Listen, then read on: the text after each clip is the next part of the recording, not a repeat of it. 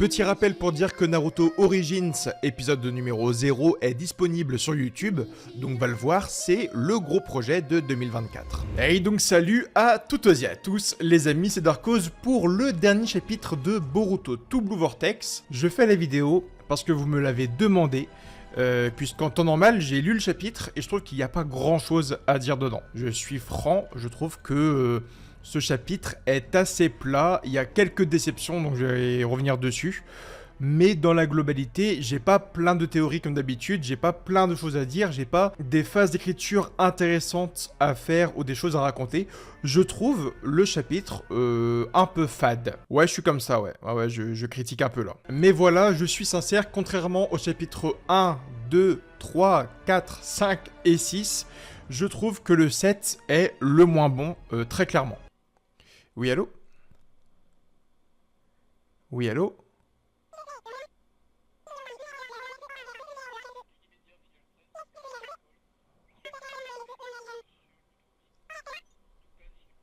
Oui, c'est moi.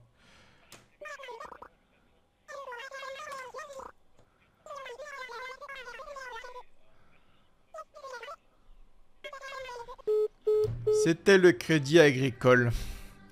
Non, merci. Bon, c'est ma banque, mais... Depuis quand ma banque me démarche? Intéressant, intéressant tout ça.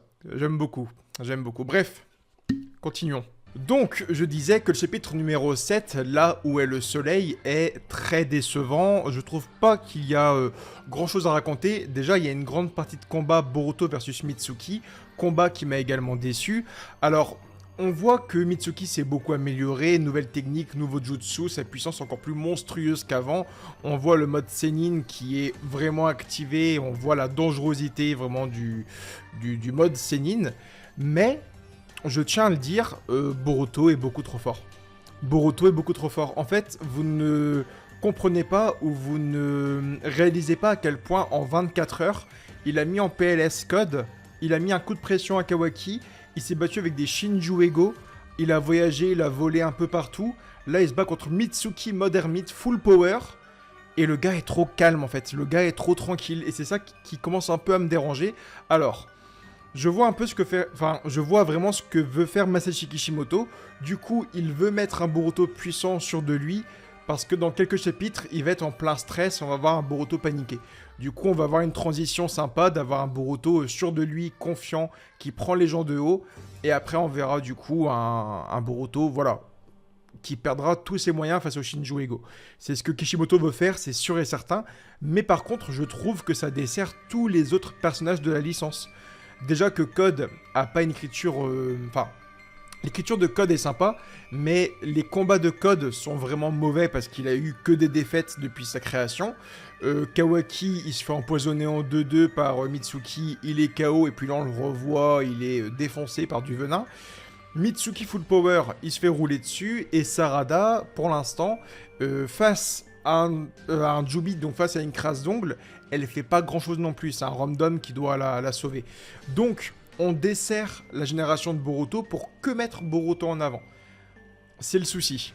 Boruto, face au Shinju Ego, il a paniqué et c'est Kashin Koji qui a donc dit à Boruto « prends la fuite, sinon tu vas mourir ».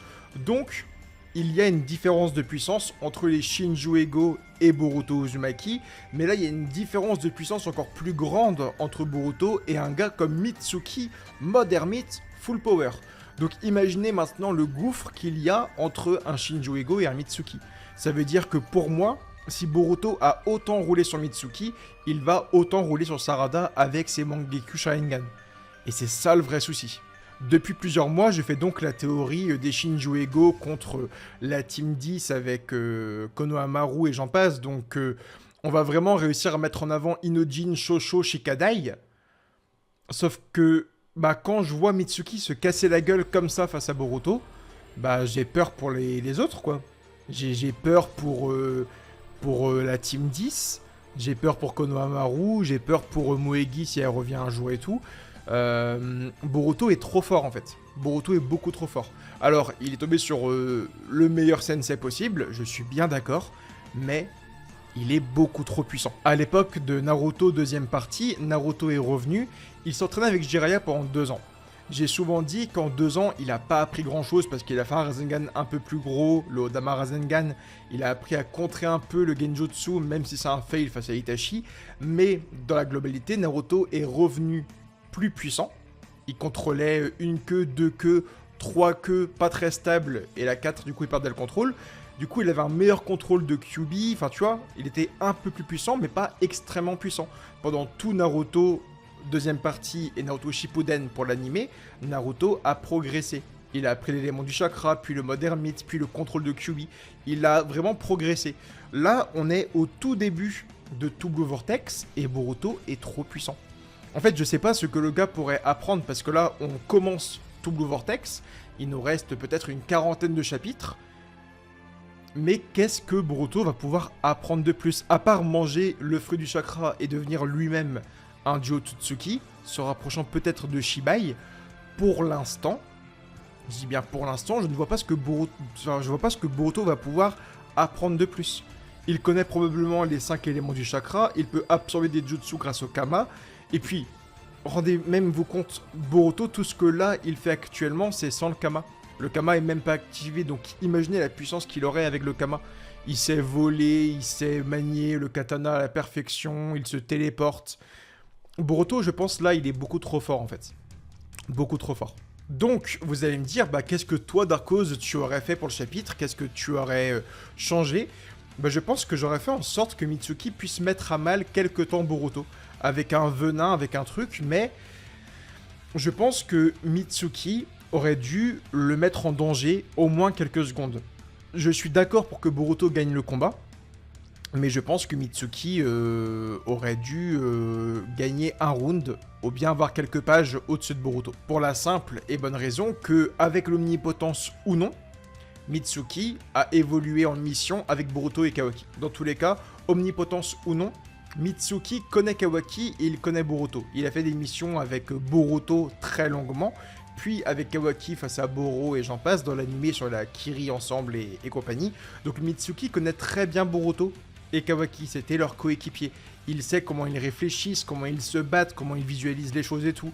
Donc, ça aurait été cool que Boruto prenne de haut Mitsuki, que d'un coup, il commence à se casser la gueule, qu'il commence à être affecté par un poison ou un truc, et que Mitsuki lui lâche une punchline en mode « Mais tu crois vraiment que je vais me faire avoir comme code ?»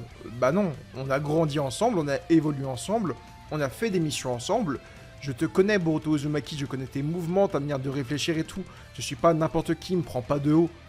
Et que là, Boruto, ils se disent « Bah peut-être que je suis un peu trop arrogant parce que le défaut, là, actuellement de Boruto, même si c'est un extrêmement bon shinobi, ça se dit extrêmement bon shinobi? Je suis pas sûr du tout. Même si Boruto est un très bon shinobi, son défaut là c'est l'arrogance. Le gars est beaucoup trop arrogant. Il est parti pour délivrer Sasuke, il a voulu attaquer Hidari directement. Kashin Koji lui a fait un peu redescendre sur terre, il lui a dit « Hé garçon, prends la fuite.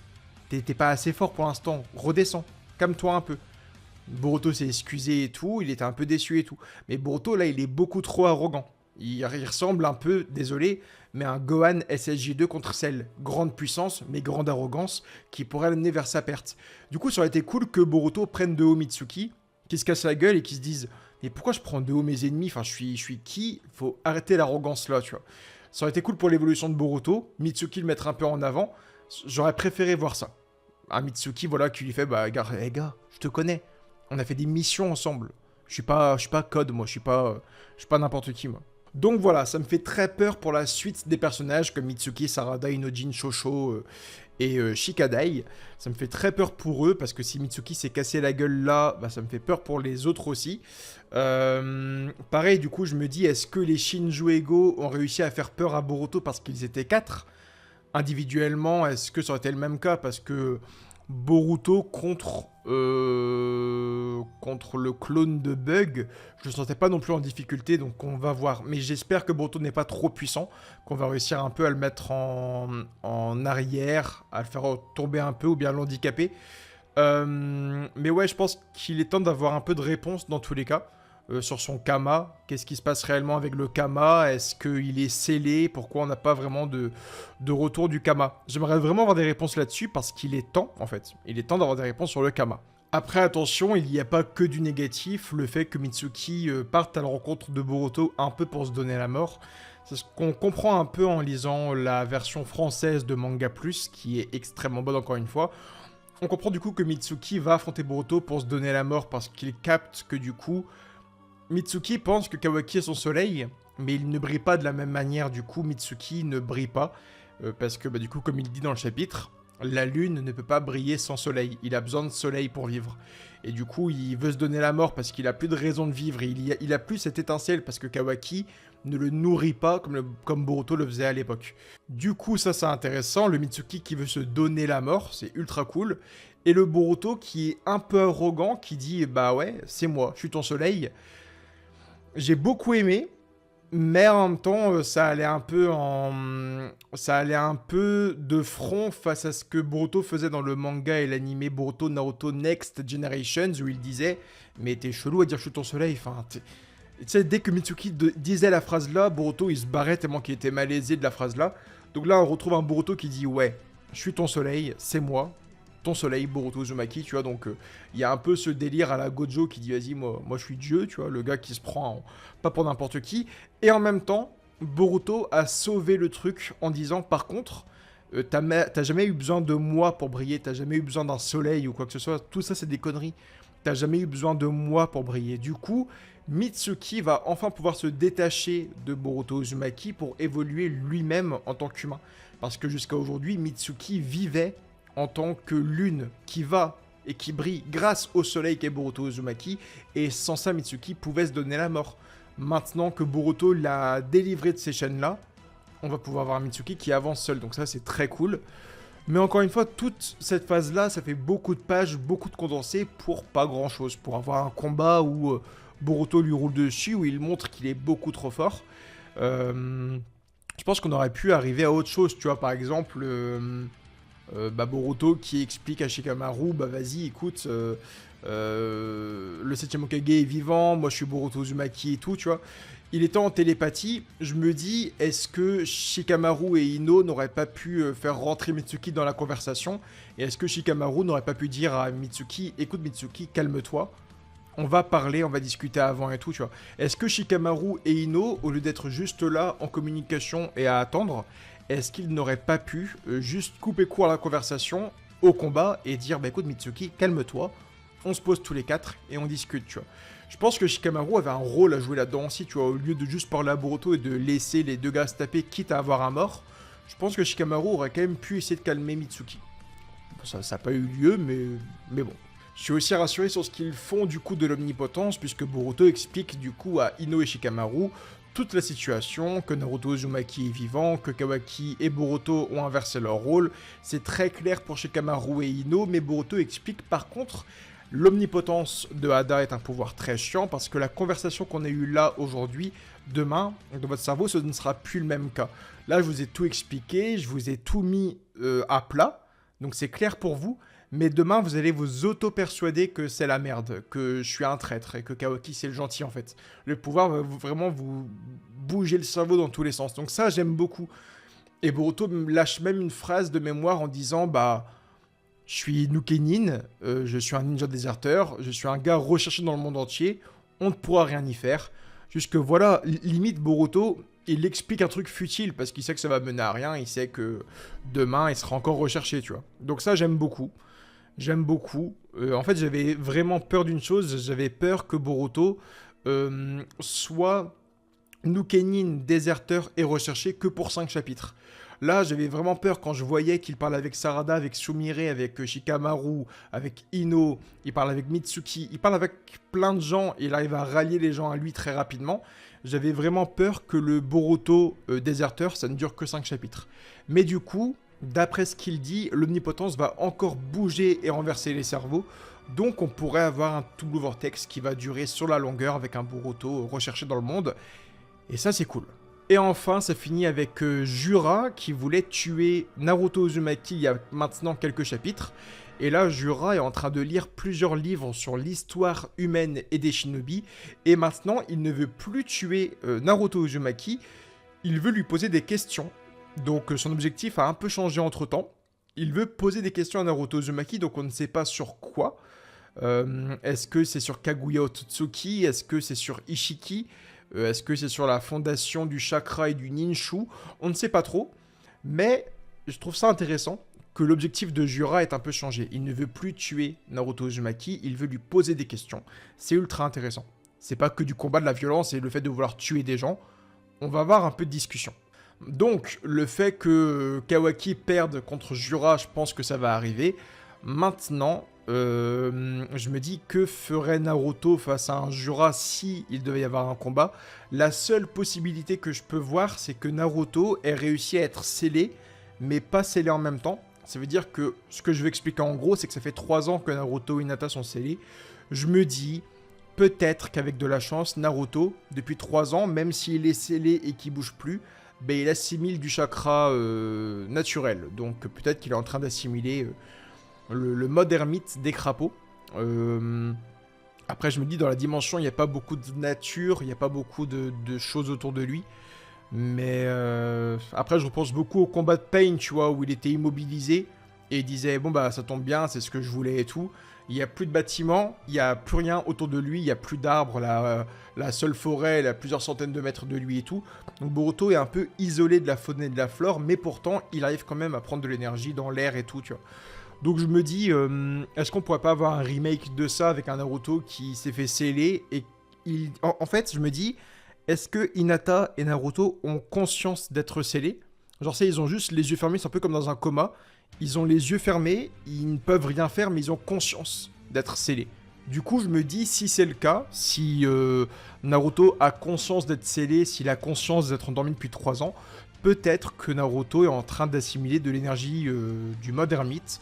Et à ce moment-là, quand il va être décellé, bah, on va avoir peut-être un mode ermite V2, et avec un Naruto qui a assimilé de l'énergie pendant 2 ans. Pourquoi pas, peut-être. Et donc là, on pourrait avoir un combat Naruto contre Jura qui pourrait être cool. Mais hormis ça, bon, Naruto est foutu, quoi. Il est foutu. Après, je n'ai pas beaucoup de théories sur la question que pourrait lui poser Jura. Pour le coup, je suis un peu largué sur le sujet. Je vais pas vous mentir, je sais pas trop ce que Jura pourrait lui demander. À part peut-être parler de Kaguya, parce que Jura cherche à savoir qui il est par rapport au Shinju, par rapport à l'existence même. Kaguya est à l'origine de tout ça. Donc je pense que ce qui pourrait être intéressant, et ce que je kifferais bien pour le lore de Naruto, c'est que Jura demande à Naruto de déceler Kaguya. Et il va poser les questions à Kaguya lui-même, quoi. Ça pourrait être cool. C'est qu'ils sont tombés sur des livres, sur des rapports qui expliquent que Kaguya a été scellé par Naruto Uzumaki et Sasuke Uchiha. Et à ce moment-là, Jura demande à Sasuke et Naruto de déceler Kaguya. Parce que Kaguya est scellé quelque part, on sait pas trop où d'ailleurs, mais ça pourrait être intéressant, tu vois.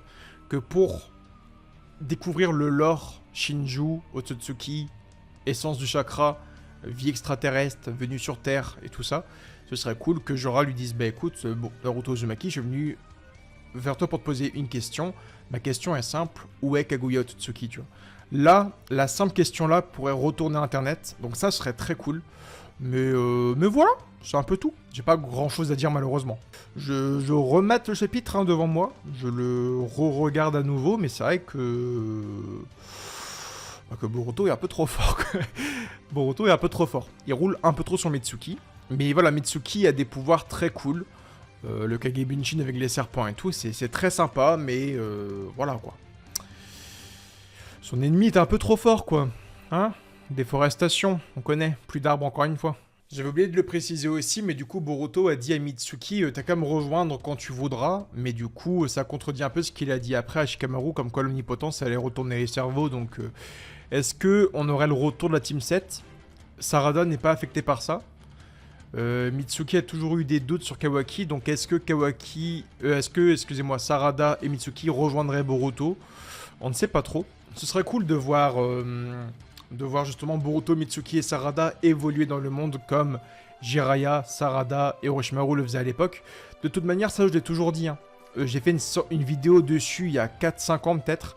J'expliquais que la Team 7 ne ressemblait pas à la Team 7 ancienne génération, mais elle ressemble au trio de Stenin légendaire. Donc ce serait cool de les voir en dehors du village à évoluer comme ça.